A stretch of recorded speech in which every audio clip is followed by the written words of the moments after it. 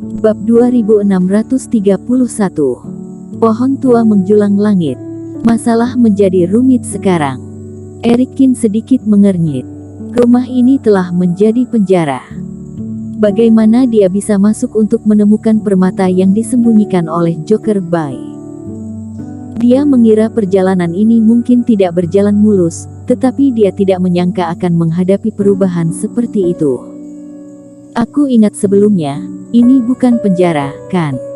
Tanya Erikin. Tapi senior, sepertinya itu selalu ada di sini sejak aku bisa mengingatnya. Bigoli juga terkejut, tidak mengerti mengapa Erikin menanyakan itu. Oh, aku ingat. Sepertinya aku mendengar bahwa pengurus Zhang mengatakan ketika dia mabuk bahwa lebih dari 5.000 tahun yang lalu, ada insiden perampokan di penjara kota kuno. Masalahnya cukup besar, bahkan Tuan Besar juga turun tangan. Pada akhirnya, meskipun orang-orang itu benar-benar hancur, penjara kota kuno dihancurkan. Senior benar, memang dipindahkan ke sini kemudian. Bigo, sudah berapa tahun kamu berlatih? Erikin bertanya dengan ekspresi aneh. Lebih dari 1000 tahun. Bigoli berkata jujur. Erikin menggelengkan kepalanya, tidak mengherankan. Peristiwa Joker Bay terjadi 20.000 hingga 30.000 tahun yang lalu. Bagaimana Bigoli bisa mengetahui perubahan di kota kuno? Jangankan Bigoli, takutnya pemandu tertua di kota kuno ini juga tidak tahu apa-apa tentang puluhan ribu tahun yang lalu. Namun, menurut ingatan tiga iblis, ini seharusnya rumah yang dibeli oleh Joker Bay dengan nama samaran. Mungkinkah keluarga Bay menemukan tempat ini ketika dia mengikuti petunjuk Joker Bay, lalu apa yang terjadi? Jika iya, apakah harta karun yang ditinggalkan Joker Bay masih ada? Lalu apa kamu pernah berada di penjara ini? Tanya Erikin. Pernah.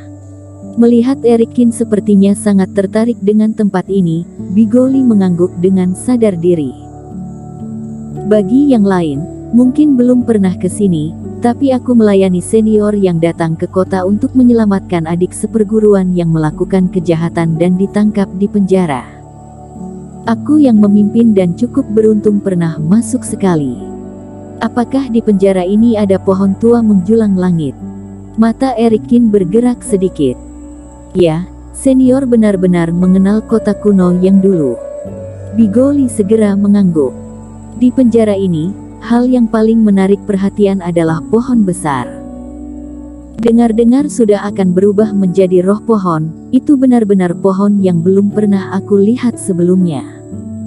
Kapan terakhir kali kamu memasuki tempat ini? Lebih dari 50 tahun yang lalu. Erikin akhirnya menghela nafas lega ketika mendengar ini. Tempat Joker Bay menyembunyikan permata cukup tersembunyi. Jika pohon tua itu ada, maka permata seharusnya tidak diambil oleh orang lain. Lagi pula, kota kuno tidak diperbolehkan untuk dijelajahi oleh kerohanian. Tidak untuk kultivator lainnya, hal yang sama berlaku untuk berbagai bangunan. Di sini, kultivator hidup seperti manusia, terlepas dari basis kultivasinya, meskipun membatasi pencarian Erikin, itu juga baik untuk menyembunyikan benda. Oke, kamu tidak perlu mengikutiku lagi. Beberapa koin roh emas ini simpan dengan baik. Masalahku, jangan beritahu orang luar. Erikin mengeluarkan beberapa koin roh emas dan melemparkannya kepada Bigoli yang penuh kegembiraan. Terima kasih, senior, jangan khawatir. Mulutku selalu rapat. Bigoli penuh kegembiraan. Dia pernah menjadi pemandu dan mengikuti selama sehari. Setelah menyibukkan diri, dia hanya mendapat 5 koin roh. Bahkan ketika bertemu dengan seorang kultivator yang suka serakah akan harga murah, masih menemukan alasan untuk mengurangi 1 atau 2. Ini juga dalam aturan kota kuno. Tapi Erikin memberikan 6 atau 7 koin roh emas sekaligus, dan itu kurang dari 1 jam, terlalu menguntungkan. Perlu diketahui, kecuali koin roh yang diserahkan ke penguasa kota kuno, sisanya adalah milik sendiri. Tentu saja, aku tahu bahwa senior mungkin khawatir. Tidak apa-apa. Kota kuno telah mengantisipasi situasi ini sejak lama. Aku dapat mengambil sumpah dan mendapat pengawasan kota kuno. Jika aku melanggarnya di masa depan, aku akan dihukum berat. Bigoli berkata, mengeluarkan secarik kertas yang bisa diembos jiwa dewa, lalu mencabut sehelai kemelekatan jiwa ke dalamnya. Setelah itu, kertas terbakar dan langsung tersedot ke tanah. Eric Kin juga merasa cukup ajaib saat memandangnya. Setelah Bigoli pergi, Eric Kin berdiri diam, menatap penjara kabut putih dengan tatapan serius. Pada akhirnya, dia berjalan menuju penjara.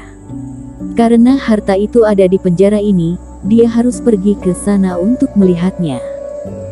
Adapun caranya, mari kita coba dulu. Berhenti. Berjalan ke depan kabut putih, suara agung terdengar. Kemudian seorang pria jangkung mengenakan kemeja biru muda dan tinggi lebih dari 3 meter perlahan berjalan keluar dari kabut.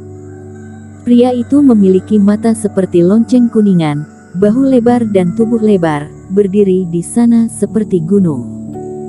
Wajahnya penuh dengan bekas luka. Dilihat dari nafas tubuh, itu jelas merupakan basis kultivasi dari ranah fase penilaian.